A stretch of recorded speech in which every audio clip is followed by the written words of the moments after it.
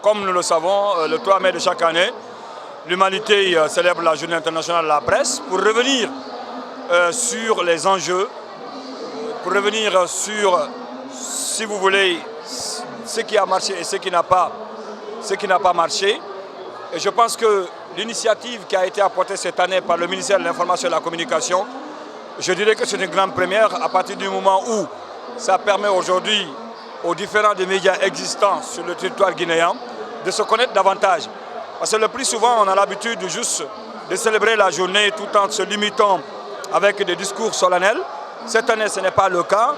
Avec ces stands que vous voyez, ces différents stands, ça permet à chacun de nous de venir exposer son expérience, débattre sur le peu qu'il connaît par rapport justement au métier du journalisme. La liberté de la presse, c'est quelque chose qui est acquis en Guinée depuis très longtemps.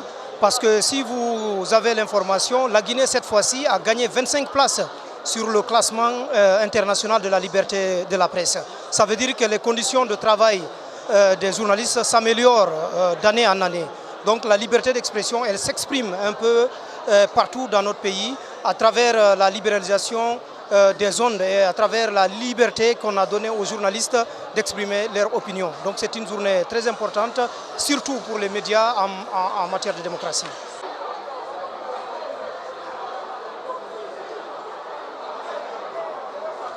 Pour nous, en tant qu'institut de formation, en tant qu'ISIC, Institut supérieur de l'information et de la communication, qui formons des journalistes et des communicants, c'est une journée qui représente beaucoup pour nous. Parce que quand on entend la démocratie, quand on parle de démocratie, on parle d'abord de liberté d'expression et de liberté de presse. Comme le disaient les Américains, la liberté de la presse ou la liberté d'expression, c'est le socle de la démocratie. Donc c'est une journée mémorable, une journée très importante pour nous en tant que journalistes et professionnels de l'information. Et au-delà de ça même, je pense qu'au niveau justement des panels qui vont être organisés le jour à venir, à savoir demain ou encore après-demain, où on va parler des thématiques naturellement, à commencer par l'accessibilité des journalistes aux sources d'information, qui est devenu aujourd'hui un véritable problème, il faut le reconnaître.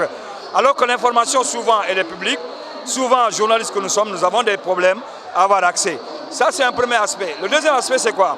C'est au niveau de la situation même des journalistes, la précarité, pour ce qui est de l'amélioration des conditions de vie.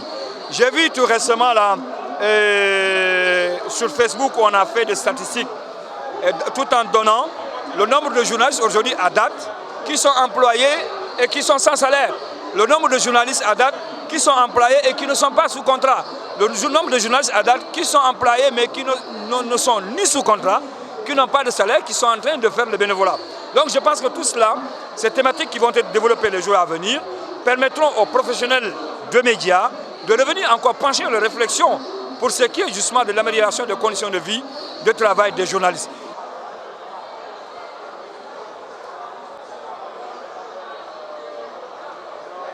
Le dernier aspect que je vais évoquer, c'est surtout pour ce qui est de la formation. Parce que lorsque vous dites aux journalistes aussi qu'il vous manque ceci, qu'il vous manque cela, il faudrait aussi, à travers la rétrospection que nous devons nous faire, pour ce qui est de la formation, nous remettre en cause. Et comme j'ai l'habitude de le dire, on n'a pas besoin peut-être de réclamer tout ce qu'on est en train de réclamer aujourd'hui pour ce qui est du salaire, des situations, des conditions de travail. Si on est bien formé, comme vous le voyez avec l'émulation aujourd'hui des médias, surtout de l'audiovisuel, mais c'est les gens qui vont courir vers toi pour te chercher, tu n'as pas besoin de chercher. Donc sur ce aussi, je pense qu'il faut interpeller les hommes de médias pour investir davantage pour ce qui est de la formation.